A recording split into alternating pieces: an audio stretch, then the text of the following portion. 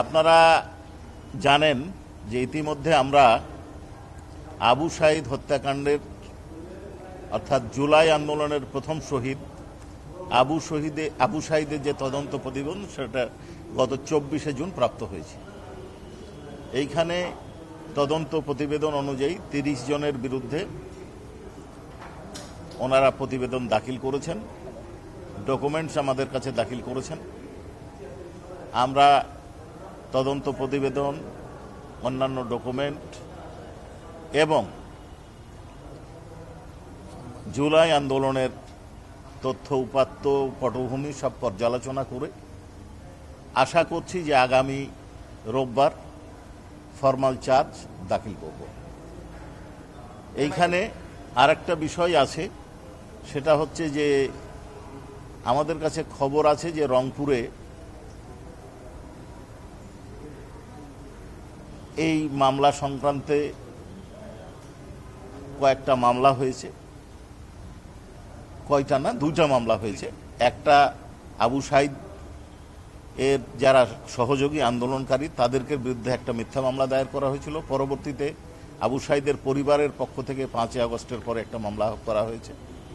আমরা আমাদের investigation agency সেখানে গেছেন, স্থানীয় লোকজনের সাথে কথা বলেছেন, প্রত্যক্ষদর্শী সাক্ষীদের সাথে কথা বলেছেন, সংশ্লিষ্ট যারা স্টেক হোল্ডার তাদের সাথে কথা বলেছেন এবং প্রয়োজনীয় ডকুমেন্ট, সিসিটিভি ফুটেজ, তারপরে লাইভ সম্প্রচার হয়েছিল সম্ভবত এনটিভিতে, সেটা সংগ্রহ করেছেন এবং আলামত সংগ্রহ করে সামগ্রিক দিক বিবেচনা করে এই রিপোর্টটা তৈরি করেছেন। তারপরেও আমরা এটা পর্যালোচনা করব। আশা করছি যে আগামী রোববার আমরা এই ফরমাল চার্জ দাখিল করব। অভিযুক্ত 30 জন বললাম যে তদন্ত প্রতিবেদনে 30 জন দেওয়া হয়েছে। আমরা পর্যালোচনা করে দেখব যে তাদের বক্তব্য সাথে কেউ যোগ হবে বা বিয়োগ হবে, সংযোজন বা বিয়োজন হলে এটা হবে।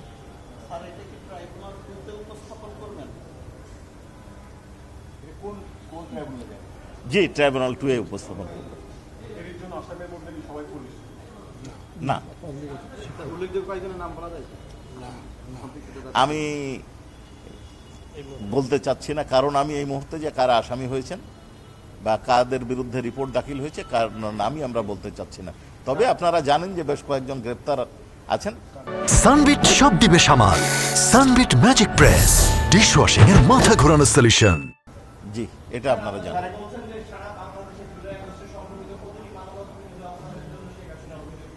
জি জি, আচ্ছা, এইটার ব্যাপারে বোধহয়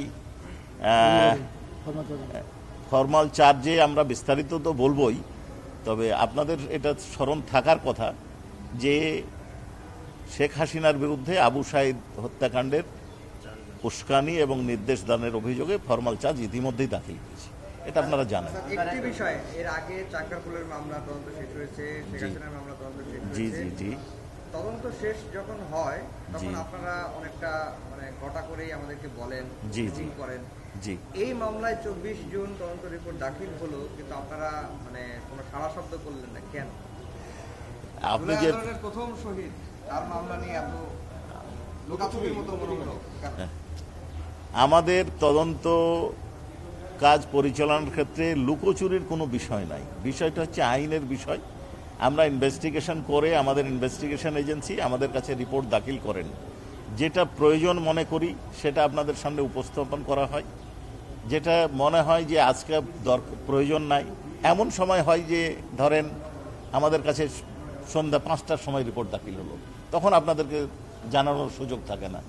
আবার এমনও হয় যে ইনভেস্টিগেশন অফিসার একটা রিপোর্ট দিলেন, এই তার সাথে আমাদের কিছু প্রয়োজনীয় আলাপ থাকতে পারে, কাজের সাথে সাথেই যে আপনাদেরকে বলতে পারবো, আমরা বলতে হবে এটা বলছি না, এটা আবার নিজেরা কিছু মনে করেন না, বলতে পারবো এটা এই পরিবেশ আমাদের নাও থাকতে পারে, আমাদের এই প্রস্তুতি নাও থাকতে পারে। এই কারণে কোনোটা রিপোর্ট পাওয়ার পরে সাথে সাথেই আমরা বলি, আবার কোনোটা যদি দেরিতে আমরা মনে করি যে না এটা একটু স্ক্রুটিনি দরকার, আয়ু সাহেবের সাথে আলোচনা করা দরকার, সেক্ষেত্রে আলোচনা করতে হয় আমাদেরকে, এই কারণে দেরি হতেই পারে। তার হত্যাকাণ্ড নিয়ে অনেকে বিচার নিয়ে অনেকের মনে অনেক আশা আছে, সেক্ষেত্রে এই চার্জশিটে এই হত্যাকাণ্ড নিয়ে আসামিদের সম্পৃক্ত ছিল বলা হয় কি বলা হয় যদি দুটো লাইন বলতেন আমাদের প্রয়োজন। আসামিদের সম্পৃক্ততা নিয়ে যেটা আপনাদের জানা আছে সেটাই বলবো, তার বাইরে বলবো না। সেটা হচ্ছে আপনারা দেখেছেন 2:17 16ই জুলাই তাকে কিভাবে হত্যা করা হয়েছে। সে বুক চিতিয়ে দাঁড়িয়েছিল, সে কাউকে আক্রমণ করেনি এবং কারা গুলি করেছে সেটাও আপনারা দেখেছেন, কোথা থেকে গুলি হয়েছে সেটাও দেখেছেন, এবং যারা গুলি করেছে তারা আসামি কে গুলি করেছে সেটা আমরা জানি। কি আইডেন্টিফাই করেছে এবং আপনাদেরকে পূর্বে বলা হয়েছে কে তাকে গুলি করেছে। 2 জন তাকে গুলি করেছে সরাসরি, তাদের কথা বলা হয়েছে। আর আদেশদাতাকে এটা আমরা আগে বলেছি আপনাদের। তাহলে তো আমরা বলতে পারি যে হত্যার উদ্দেশ্যে তাকে গুলি করা হয়েছিল, এটি তদন্তে অবশ্যই নিঃসন্দেহে এটা একটু বলে দরকার করবেন।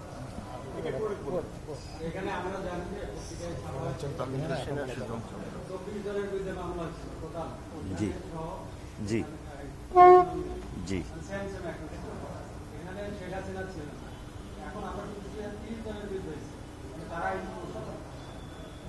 আমি তো আপনাকে বললাম যে ফর্মাল চার্জ কাদের বিরুদ্ধে দাখিল করা হবে সেটা আমরা এই মুহূর্তে আপনাকে বলবো না। তদন্ত রিপোর্ট কাদের কাদের বিরুদ্ধে দাখিল হয়েছে সকলের নাম আমরা বলবো না। কাদেরকে বলবো, যাদেরকে আপনারা দেখেছেন এবং ইতিমধ্যে ট্রাইব্যুনালে তাদেরকে সোনারেস্ট দেখানো হয়েছে, তাদের নাম তো বলেছে। কারা? আমাদের এখানে কোনো এফআইআর হয় না, আমাদের এখানে কমপ্লেন হয় তদন্ত সংস্থায়, সেই কমপ্লেনটা তদন্ত হয়।